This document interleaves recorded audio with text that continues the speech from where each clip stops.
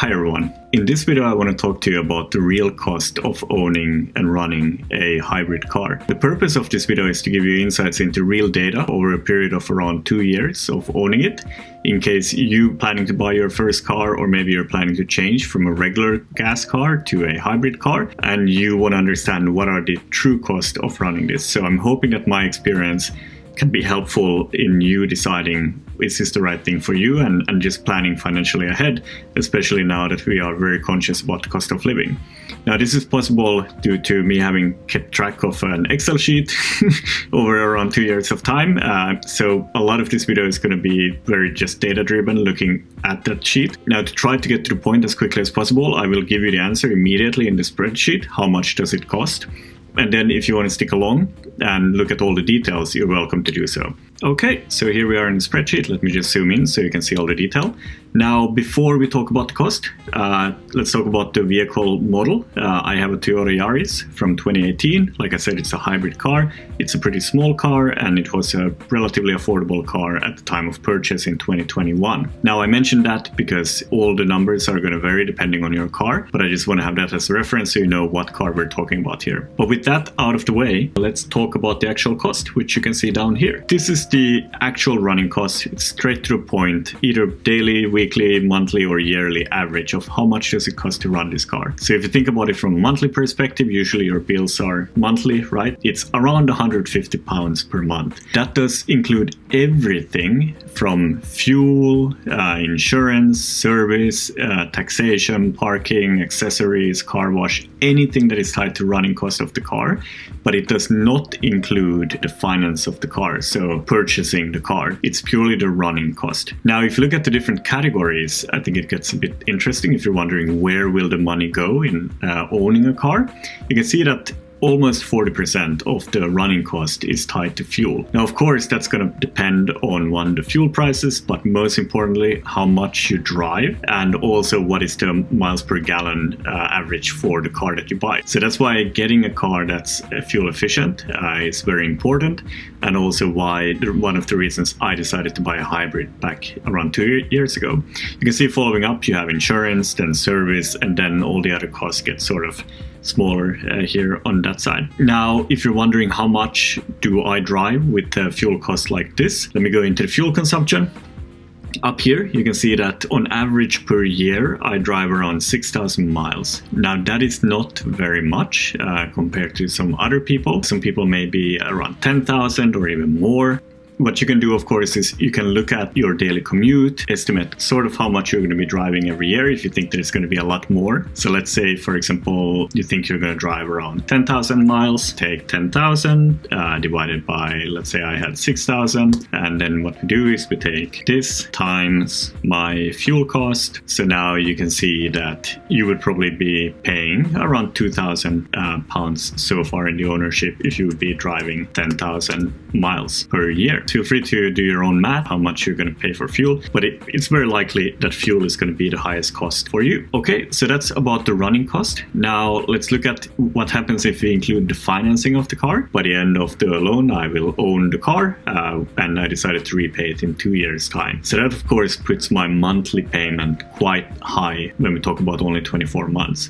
So you can see that right now the monthly average is around 600 pounds when you count the running cost of 150 and the repayment of the loan. But that, of course, will highly depend on what kind of agreement you do. But I think it's most important to know that the running cost is 150, and then you decide, of course, what type of car do you get and what kind of finance plan do you get in buying the car. Okay, so if you quickly just go through the different categories that I have here in what might cost you money, you can see the accessories, not that important, but many times the cars don't come with rubber floor mats. You might want to have that to keep the car clean.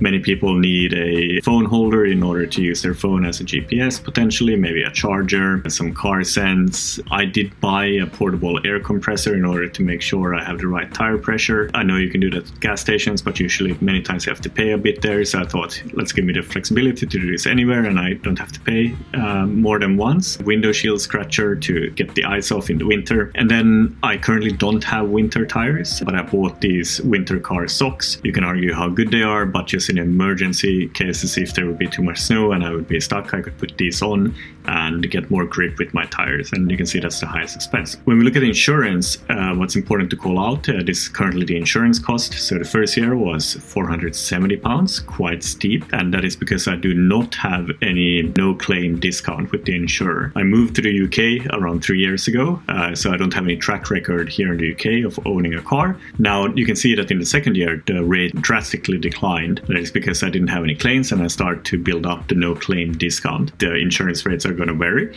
but if you are a first time owner, expect at least something like this. If you look at taxation is around 140, 145. I think it's going to go up to maybe 155 this year. So that's a pretty significant cost. Parking, of course, is going to totally depend on where you go and how you decide to park. You can always look for free parking. Weekends are many times free. And of course, this will also depend on what your scenario is. I do pay for street parking. So the district in my city, I pay around £30 per year, which is very cheap. If I would not have a hybrid car, this would be a lot higher. I think over 100, maybe £130 per year. So I do get a discount for low emissions. So that's again something that may or may not be beneficial to you depending on where you live. But if you look at the overall chart here in the end, parking is not that high of a cost overall. Washing the car is going to cost you money, so you can see it here. We won't go into the details. Service and repairs, I think is interesting. Of course, you gotta think of your MOTs. Now those vary between maybe 40 to 65 pounds, and servicing the car. Now I've decided to service it according to what the manufacturer recommends.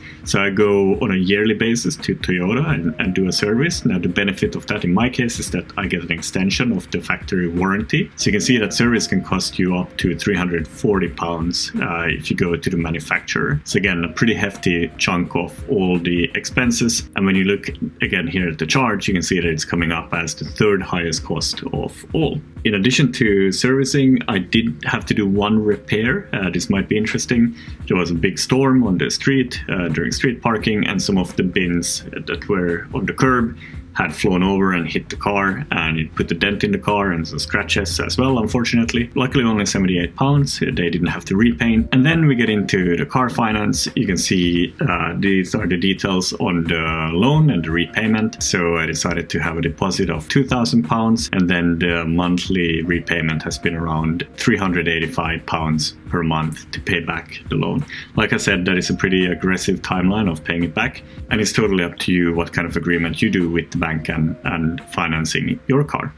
Okay, so that's all the costs of running a car. Now, the second part of this video, I want to talk a little bit about the consumption. Now, here you can see all the different times the car has been fueled, and at each time that I fuel the car, I take log of all of this and I measure what is the average MPG of the car at that point in time. And you can see over time, the true average in my case is 54 miles per gallon. Now, I think this is important to highlight because many times when you buy a car, they might market you that it's going to be 80 miles per gallon or some really, really high numbers. Of course, those are in optimal scenarios, and it all depends on your conditions. For example, is it winter, is it summer, what is your driving style, etc. But usually it's very difficult to come to exactly those targets that they market to you. So I think in my case, this car was targeted that it's up to like 68 or 80 even miles per gallon. But in reality, the average is 54 miles per gallon. If you're counting in liters per 100 kilometers, that is 5.23. And keep in mind that these are the British measurements, not the American measurements. And finally, on the topic of consumption, you can see over here how it's going to actually differ depending on the summer or the winter and how you drive. You can see that over here I've gone even over 60 miles per gallon, which is great. But in these cases, it had to do also with the type of driving that I did at the time. So I used to do then bigger, longer trips and